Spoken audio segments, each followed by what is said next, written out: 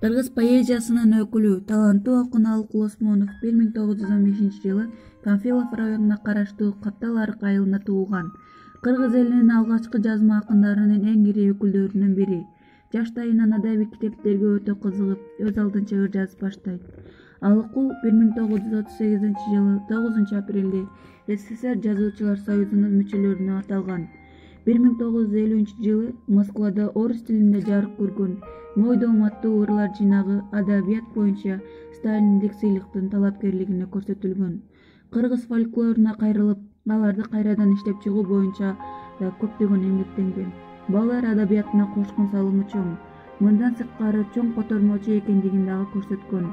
Пушкиндин Евгений Онегин, Крыловдун тамсилдерин, Шекспирдин 12-түн, Аттила трагедиясын, Шота Руставелинин Жолборс терисин жамынган баатыр жана башка авторлордун чыгармаларын кыргыз тилине которгон.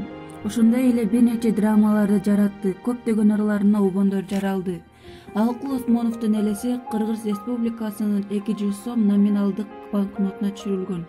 Акын баарынан мурда өзүнүн жекече ой сезимдерин, кагы касиеттерин ыр кылып жазып, ошонусу менен кыргыз поэзиясына жаңылык киргизди. Со адам үчүн 30 жаш деген эмне? Өмүрдүн күлгүн чагы, дене жагынан да, духовный жактан да толукшуп турган кез. Өлүм торгай карылык капаргага анча илинбеген мезгил. Бирок өмүрүнүн кыскалыгын тирүүсүндө көрүп билип турган оорукчан Алыкулга күлгүн 30 жаш карылыктын башы сыяктанып көрүнгөн экен. Ырас өмүр кандай кыска, кандай аз, тагдыр ошол өлчөмүнөн көп кылбас. Бирок чиркин аздыгына мейли эле, анын октой тездигине кататпаш. Кечээ гана тиги кырда жок эле, кайдан чыкты боз ат минген 30 жаш. Ал зымырайт үстү-үстүнө камчылап, жетер жери түшөрүйү барчылап.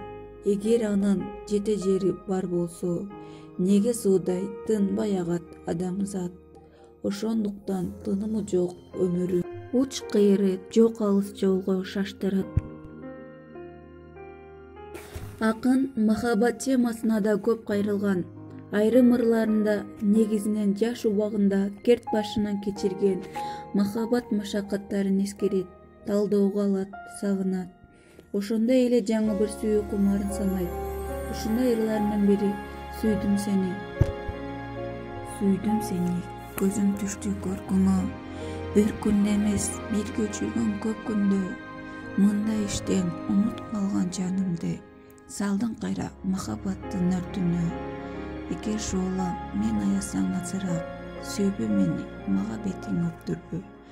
Сүйдүм сени, сүйүү эрки бар чакта, азга жетпейт, көптөн куру калсак да.